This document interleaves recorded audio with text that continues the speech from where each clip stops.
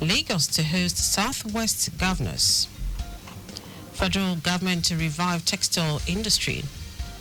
On the foreign scene, South Africa unsure of relationship with United States after Donald Trump aids cut. And in sport, Super Eagles defender Shemi Ajayi returns after injury-induced layoff as West Brom suffers home defeat in Championship. Now the details. I am Dele Agadumo. Governor Babajide Sanwo-Olu will host Southwest Governors at Lagos House Ikeja today.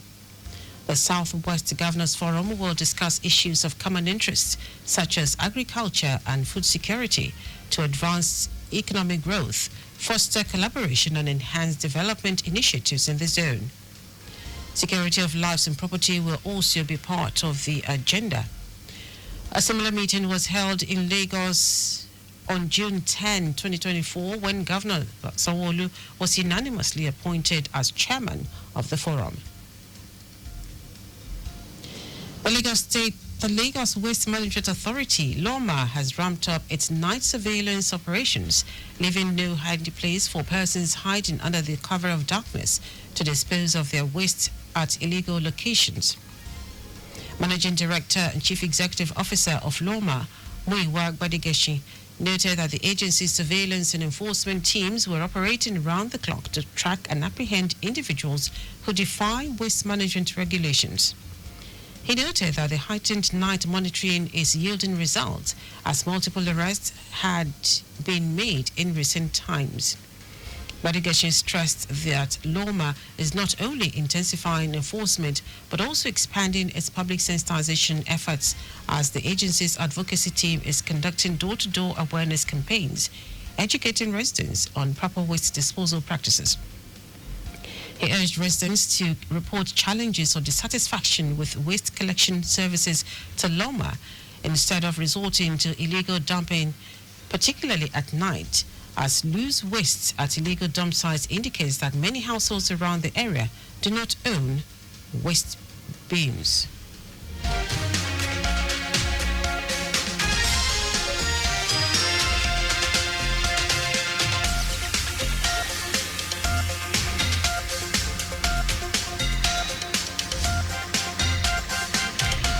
The Lagos State government has reiterated its commitment to translating state laws into Yoruba to enhance legal accessibility and inclusivity. This was made known during a stakeholders meeting to disseminate the outcome of the 2024 People's Perception Survey on the translation of state laws into Yoruba, organized by the Lagos State Law Reform Commission, LORICOM, in conjunction with the Bureau of Statistics, Ministry of Economic Planning and Budget. Speaking at the event held in Ikeja, Executive Secretary of LORICOM, Oluyemisi Ogunlola, emphasized the importance of making legal information accessible to the general public, noting that Lagos is a predominantly Yoruba-speaking state with a population exceeding 25 million. Highlighting the socio-economic implications, Ogunlola noted that over 82% of Lagosians operate within the informal sector, where Yoruba is the dominant language of communication. Ogunlola said that translating Lagos state laws into Yoruba would enhance public awareness and compliance with legal obligations, noting that when people understand the laws in a language they are comfortable with, they are more likely to adhere to regulations and avoid legal pitfalls. She commended Governor Babajide Sanwo-Olu's administration for championing the initiative, as well as the Lagos State House of Assembly for promoting the use of Yoruba in official discourse. Members of the Lagos State House of Assembly have urged Governor Babajide Sanwo-Olu to institutionalize the annual Dirty December celebration and expand its reach. The House made the resolution after debating the motion raised by Desmond Elliott, representing Surulere Constituency 1, under matters of urgent public importance. In his motion, Elliott referenced reports from a leading financial information and content creation company based in Lagos, highlighting the significance of the revenue generated from the 2024 Dirty December celebrations.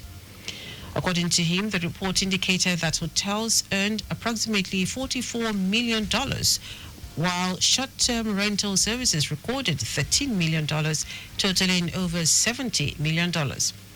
The lawmakers noted that Lagos has the necessary infrastructure and an enabling environment to attract tourists and visiting family members, calling for a coordinated event calendar and the development of an iconic tourism site in the state.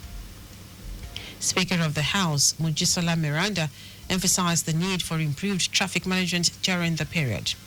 She suggested that the Lagos State Traffic Management Authority, LASMA, employs additional personnel for the festive season, creating temporary jobs for residents. So it shouldn't be all about club going alone. Even the kids should find something interesting during that period. Stage play, let those that we have JK Rango Center and other places. Likewise, the private investors can also come up. Our correspondent Abiola Fagbolagun reports that the House also resolved that private sector partners should develop globally marketable programs for the period while advocating participation of the local government to decentralize and broaden the benefits of Dirty December.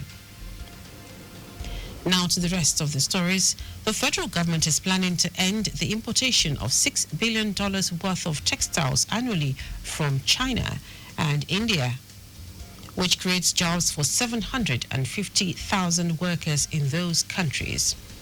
Minister of State for Industry, Trade and Investment, John Eno, pledged the government's commitment to reviving the textile industry and its value chains, as well as promoting made in Nigeria goods and products.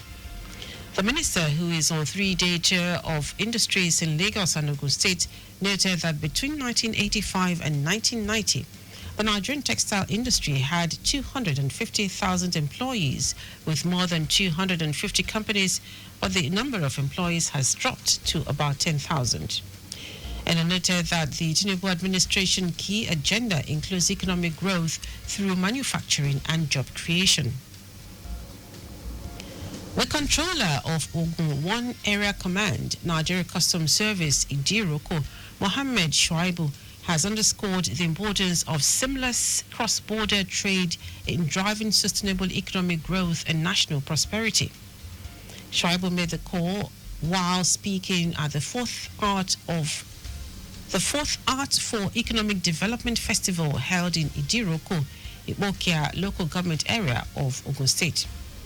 Shuaibu urged participants to leverage the festival as an opportunity to strengthen ties and advocate improved cross-border trade, noting that enhanced trade activities would contribute to vibrant communities and sustainable economic development. The festival featured various artistic performances reflecting the deep cultural and economic ties between Nigeria and Benin Republic. Participants also engaged in discussions on leveraging art as a tool for economic empowerment, while emphasizing the need for policies that strengthen regional trade and investment. Now to foreign news.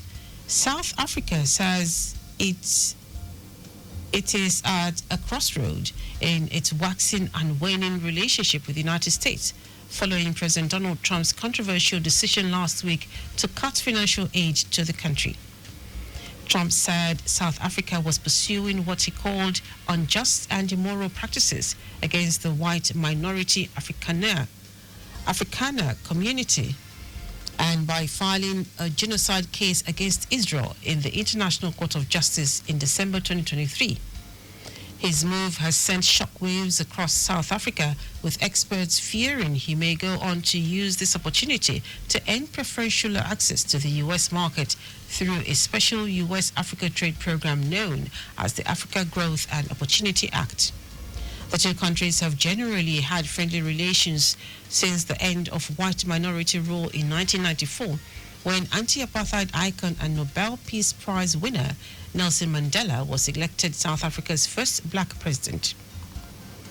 Now, sports. Super Eagles defender Shemi Ajayi was an unused substitute for West Brom in the club's 2-0 home defeat to Blackburn Rovers in the championship. Ajayi had been out of action since October with a hamstring injury. Emmanuel Dennis, who was signed in January, was also benched for Blackburn Rovers. Maktar Gueye bagged a brace to help Blackburn Rovers with the win. And that is our news at 10. Just before we go, your vehicle is not a strong room. Please keep your valuables off the view of miscreants.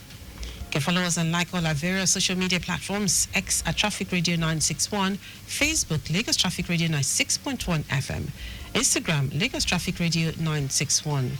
Subscribe and watch our news and programs live on YouTube at Traffic Radio 961. You can also visit our website www.trafficradio961.ng. Did you know that under the Sanwo-Olu administration, over 1,932 companies indicated interest to take on graduate interns after their training program designed to expose them to hands-on work experience? You can get more details on the Lagos State Government website. To end the news, try the highlights of the major stories. Governor Babajide Sanwo-Olu will host Southwest Governors at Lagos House Ikeja today. The Southwest Governors Forum will discuss issues of common interest, such as agriculture and food security, to advance economic growth, foster collaboration and enhance development initiatives in the zone. The federal government has hinted about plans to end importation of $6 billion worth of textiles annually from China and India, which creates jobs for 750,000 workers in those countries. We also told you that South Africa has announced that it is at a crossroad in its waxing and waning relationship with the United States following President Donald Trump's controversial decision last week to cut financial aid to the country. And in sports, Super Eagles defender Shemi Ajayi was an unused substitute for West Brom in the club's 2-0 home defeat to Blackburn Rovers in the Championship. For contact with the newsroom, send a message to info@trafficradio961.ng. That is news broadcast compiled by Kayode Mafolashiri. I am Dele Agadumo. Good morning. Thank you for listening.